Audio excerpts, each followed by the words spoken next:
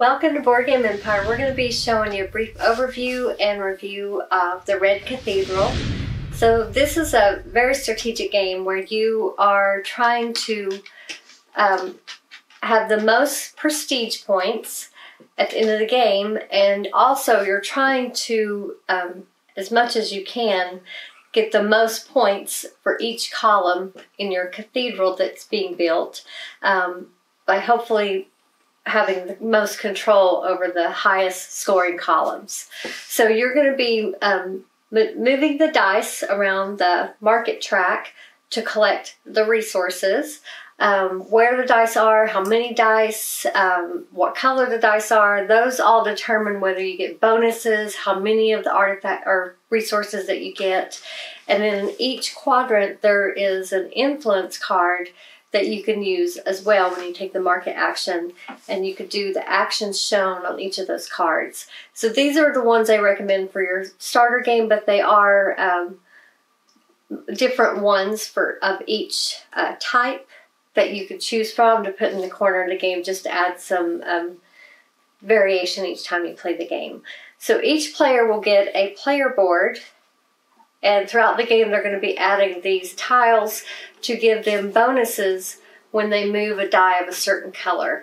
So that you gain these when you put your banner on one of the cathedral parts. So there'll be these tokens on there, and when you place your banner on it, you take that token and you will pay whenever you want to turn it upright to gain that ability. You got to pay the amount of rubles that's listed on each of those spots.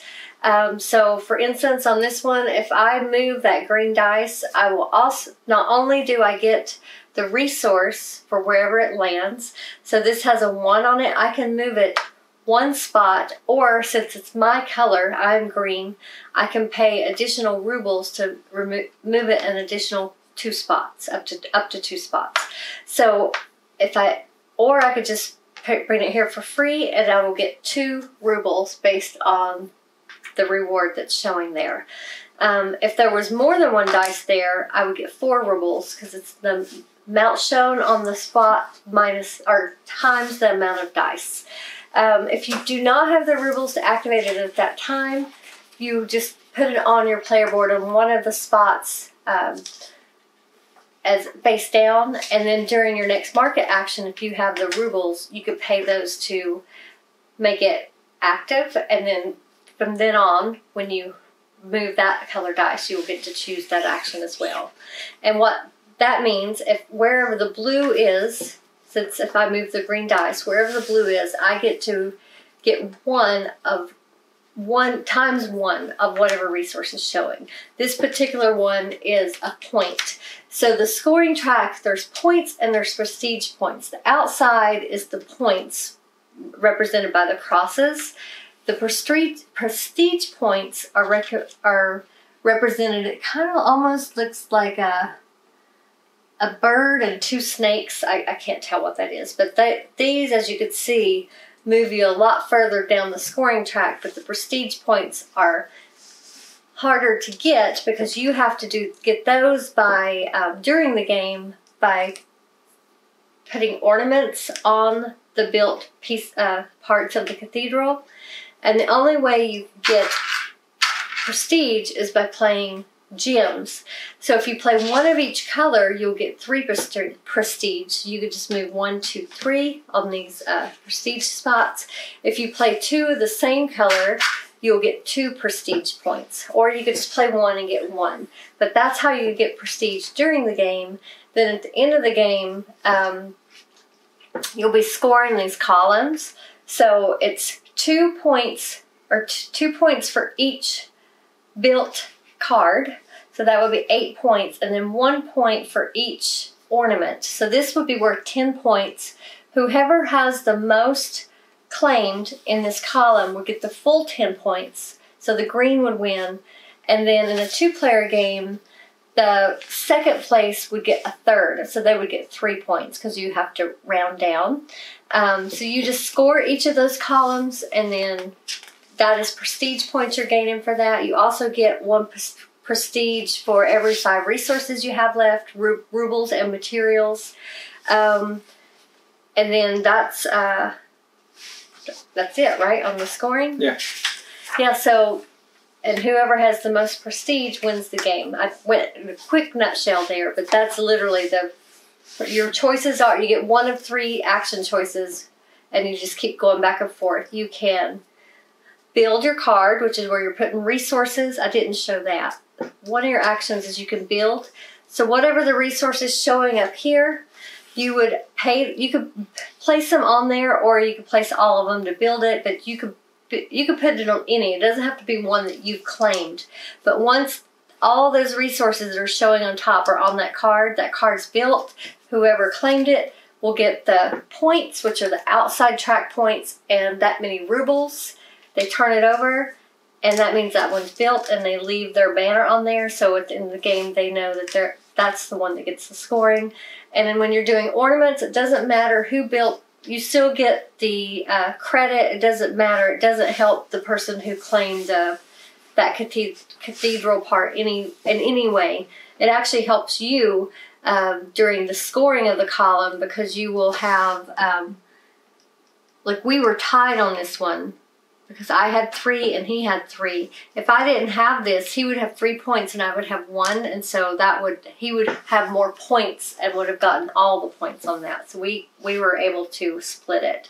That was the only thing I didn't really quickly go over. So what did you think of this game? I really like the design. It's very vibrant, and it's easy to read the font and the iconography. So really, and then also the only thing is with the rule book, I wish that there was a player aid that was a little bit more in depth in the back, also, or a card with a player aid and also the scoring, so you could keep track of how best route for your end game is. And so that was the only thing I wish that was a little bit better. So as far as replayability, high replayability, there's so much strategy in this game, because there's different ways you could go. You could do go this way, and then try to maximize the what is it? These the gems, the ornaments. Yeah, the ornaments. And the way you maximize it is you want to do it at the beginning, because it goes further as opposed towards the end. The prestige is further apart versus down at the end. Yeah, so you want to do that at the beginning. And then there's just so much strategy. I mean, there is a little luck base with the dice roll and everything, but I mean, and then there's an expansion that we have yet to play. So a lot of replayability. Mechanics, really like the mechanics. Just like I said, there's a lot of strategy. The way I was going, I was trying to utilize the ornaments at the beginning, and then also at the end. But I was trying to stay close to her building, like the timeline that she was building. If she built one, I would build one within 1 or 2 turns after. And so I could stay on top of her in the scoring.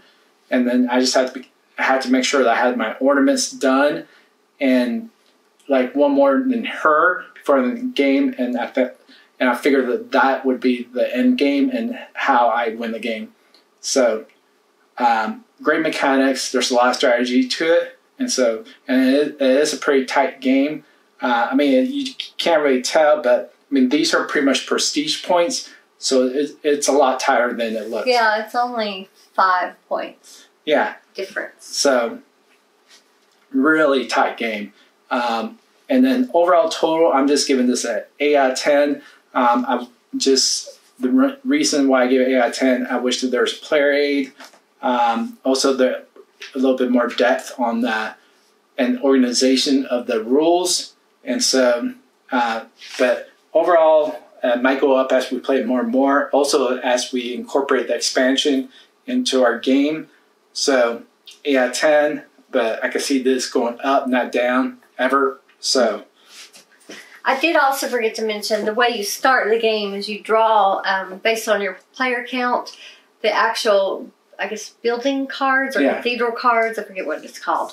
But that determines how you build your cathedral and how many columns and rows they are. So that's the first step, and then you pick your player board and things. But pretty easy to set up.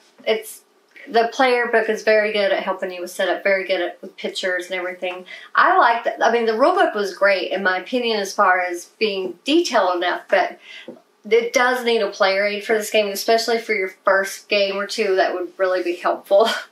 If you played this a lot, yeah, you wouldn't need it, because it would, but the first game or two, you're going to need that, because you're going to be looking through the book a lot. And there is an advanced version just in the base game. Oh, yeah. I guess at the back. The back of the player board. So, yeah, it's a brain tickler, because there's so much strategy that you can do. I went with a totally different strategy than Anthony.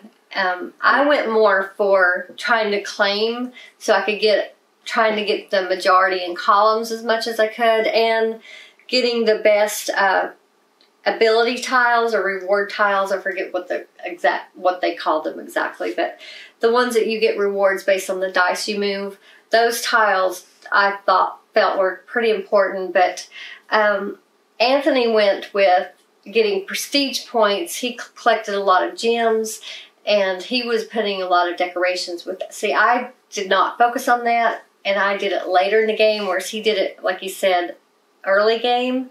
So that really helped him to get further in the scoring before me.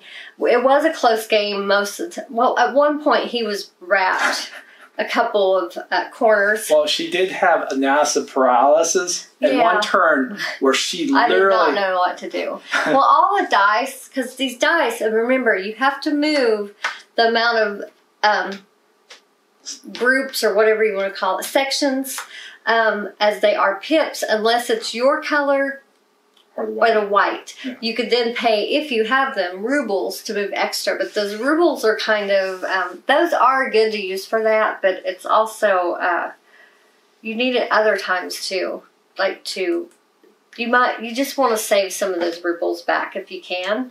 But, yeah, so half the game, it was all 5s and 6s, and it was never landing. Like, I needed here and here, and no matter what, none of the dice would go there, and no matter what I did. So it was just, there was about 3 or 4 turns where there was nothing I did that really benefited me, so that was a little frustrating. But I was just smiling as it occurred. But it could be because I just was too busy trying to remember everything you could do and what that benefited, because it's your first game and you're trying to tie it all together. I know when we play again, it'll be a totally different story, because if I remember how to play the game, it depends on how soon we play it. Well, we have to play the expansion, so. But we do have the expansion, so it is a good game, but it is, I would say, more of a middleweight game. Because there is a lot of stuff you have to remember and that you can do in your turn. You have a choice of 3 actions, but within those actions, like the market action is several things you do. Just remembering all those little nuances of the game. That's basically, and so that's where it would come in handy to have a player aid. We looked on BGG. I was surprised there wasn't one. Yeah, we couldn't find one. So. So maybe someone one day will come up with those. I'm not that patient to do that. But so I would give this game an 8, though. I think I could definitely, it was fun, and it's very strategic, and I could see as we play this more how our strategies will evolve, and we'll just have more fun, and it'd be interesting to play the advanced. There's so many different ways we could play this game still, the expansion that we have. So yeah, I'm interested to see how this game evolves when we try the different ways to play it. So yeah, I would give it an 8. So hopefully this helped you. Our rambling helped you to decide whether this is a game you want to add to your collection. We will put the link in the description if you want to check it out for yourself. Please feel free to leave a comment, or if you've already played this game, what you think of this game. Hopefully you'll strategies, tips. Yes, hopefully you'll give this video a like, share it with your friends if you think they might enjoy this game. And please, if you're not already, we hope you'll subscribe to our channel. If you are, thank you so much. We appreciate you supporting our channel. Thanks again for watching, and we look forward to seeing you next time.